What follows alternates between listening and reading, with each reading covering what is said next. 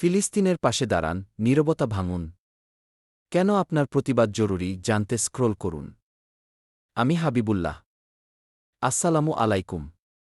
আজ আমি এমন একটি বিষয় নিয়ে কথা বলতে এসেছি যা কেবল একটি দেশের নয়, বরং পুরো মানবতার বিষয়। ইসরায়েল ফিলিস্তিনের নিরীহ মানুষদের উপর যে অমানবিক কর্মকাণ্ড চালাচ্ছে, সেটি আমাদের নীরব থাকার নয়, বরং প্রতিবাদ করার সময়। ফিলিস্তিন হাজার বছরের পুরনো সভ্যতার ভূমি। মুসলিম, খ্রিস্টান ও ইহুদিরা শান্তিপূর্ণভাবে একসাথে বসবাস করত। ফিলিস্তিনি জনগণ ইহুদিদের আশ্রয় দিয়েছিল যখন তারা নির্যাতিত ছিল। 1948 সালে ইসরায়েল রাষ্ট্র গঠনের পর ফিলিস্তিনি জমি দখল শুরু। ক্রমে বসতি স্থাপন, উচ্ছেদ ও দমন নীতি। মূল লক্ষ্য, পুরো ফিলিস্তিনকে দখল করা।